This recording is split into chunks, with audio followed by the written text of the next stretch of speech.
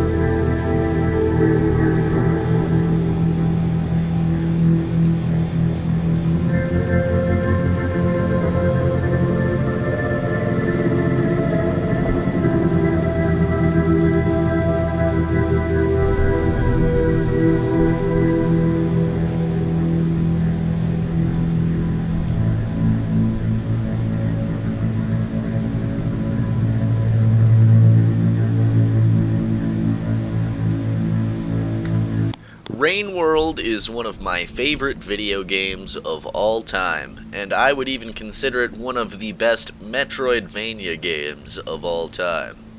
Don't tell people in my comments section that. They'll fucking skin me alive for daring to call this game a Metroidvania. But Rain World is one of the most beautiful platformers and video games I have ever played, really. Perhaps it is the setting of Rain World that makes it so unique. Thousands of years into the future, after mankind's disappearance, all that is left behind are these giant, megalithic, AI-driven superstructures that fucking just chug resources out of the earth and spend all of their days computing solutions to the question of why do we exist, how do we exist, and how do we stop existing.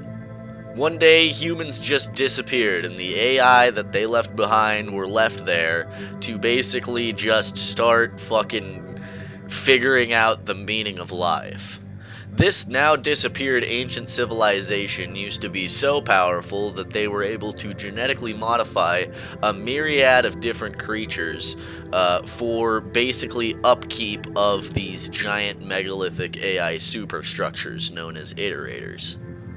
After a time and enough years, all these genetically modified organisms that were now free to do whatever the fuck they want slowly started to evolve to take over niches in their environment, and over time they became irrecognizable from the original purposed organisms that they were once created to be by the original society. This is the origin of our player characters. You get to play as slug cats in this game. These creatures are slug-like, slimy, feline creatures that are at least as smart as a caveman, and you basically just wander around the decayed remains of the society that used to be, and you climb up these giant fucking supercomputers. And basically you slowly discover the story of what happened to this world and why it's in such an apocalyptic state. Now you may be asking, Levi, why did all of these people disappear? You're doing a fucking terrible job at explaining this. And my answer to that is, I know I'm doing a terrible job of explaining it. There are much better lore explanations of Rain World, if you're looking as an actual overview for the lore, much better fucking explanations than I could ever give. I'd highly recommend the channel Das Zombies. He's one of my favorite Rain World YouTubers. Anyways, where did all these humans go? What happened to the society that came before? Well, they basically got so advanced that they dug deep enough into the earth to find the abyss itself. And they decided to basically dip themselves in this abyss to stop existing. And at the time, all of these humans who were deeply spiritual and lived in a deeply spiritual society were like, oh hell yeah, Nirvana, baby, take me there, get me out, dip me in the juice. And eventually they all decided to take the dip. Eventually, not all of them decided to take the dip, because eventually they learned that if you had a big enough ego and you tried to dip yourself in the abyss, your tortured soul would remain on the planet for all eternity. This was kind of fucked up and scary enough to get at least some of the ancients to stop dipping themselves in the abyss. But at this point, enough of them had already taken the dip that there wasn't really enough of a population of humans to sustain them, and humanity slowly either disappeared into the abyss or just died off and went extinct. Rain World is a game that beautifully juxtaposes the meaninglessness of spirituality and philosophy and nihilism with the utter ruthlessness and fight to survive that nature provides you. After most of the campaigns, which are a terrible, ruthless fight to survive the entire time, the player character normally ends the campaign by finding the center of the earth and dipping themselves in the abyss. There, they will finally be escorted through death, where they can finally enjoy their afterlife. Hey man, are you sure that's a good idea? Shut the fuck up, loser. I am achieving enlightenment. The main goal of almost every Rain World campaign is to let go of the life you had before you and accept your own death. And it is specifically for this reason why I think the Artificer campaign is the best campaign in all of Downpour, if not Rain World.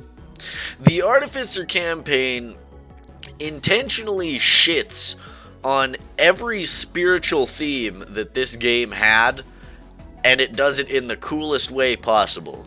Whereas all the other Slugcats eventually go on a self-realization journey to realize who they are and learn the meaning of existence and eventually choose to stop existing, the Artificer is bound to this planet by rage.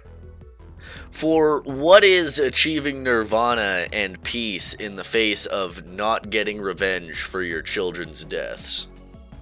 When you play as the Artificer, you are extremely hostile towards scavengers, and scavengers are extremely hostile towards you. And every few nights in the game, you are plagued with nightmares of your past life, of when you had your children, and constantly reliving the days where they were murdered at a scavenger checkpoint. Not only did the scavengers murder your fucking kids, but they're also the reason that you have a wound on one of your eyes. Deeply disturbed and saddened by the death of her children, the Artificer decides to set out on a revenge quest to get revenge on the entire population of scavengers responsible for the deaths of her children. This is part of what makes it the best campaign in Rain World. Whereas every other campaign kind of loosely has you helping an iterator out or giving you a direction to go in, The Artificer campaign gives you a target and tells you to go seek out and kill them. You basically, your entire goal of the playthrough is to find and kill the Scavenger King and any scavengers that you find between you and the Scavenger King. And this is where I think it beautifully juxtaposes with this game's themes, is, if you end up deciding to go on this giant murderous rampage and kill the Scavenger King, it will actually prevent the Artificer from being able to achieve Nirvana, and she will be rejected from the dip. This means that the Artificer forsakes any chance at an afterlife to be able to take revenge for the deaths of her children. And I think that's fucking badass and one of my favorite endings in the entire game. Whereas the entire game kind of hammers you with a pseudo-spiritualistic message of nothing really mattering in the world, yet it being beautiful anyways. The Artificer's campaign is just fucking brutal. It's just metal as shit. You don't give a fuck about spiritual enlightenment. You're here to kill the people that murdered your children. And before you say, oh, but Levi, killing the Scavenger King is the bad ending for Artificer because she can't ascend and take the dip. I'm just gonna say it now. If you think doing the secret ascension ending for Artificer is better from both a gameplay and narrative perspective than climbing to the top of a giant ivory tower and murdering the king of all scavengers, you are a fucking soy boy, and your opinion does not matter to me. Revenge storylines are fucking cool, and I'm tired of fucking Californian video game writers trying to write shit that's like, oh, revenge is bad. Don't do a revenge. Anyways, yeah, that's why the Artificer is probably my favorite campaign from a narrative perspective. It's just because it's the opposite of so many of the game's themes in such a good way, yet it still adheres to them in a way. Anyways, this has been your favorite schizo rambler on the internet talking about another one of his favorite games. I'll be sure to be either making some more Rain World or Kenshi content in the future, and as always, if you got this far, thank you for watching the video, and you guys have a good day.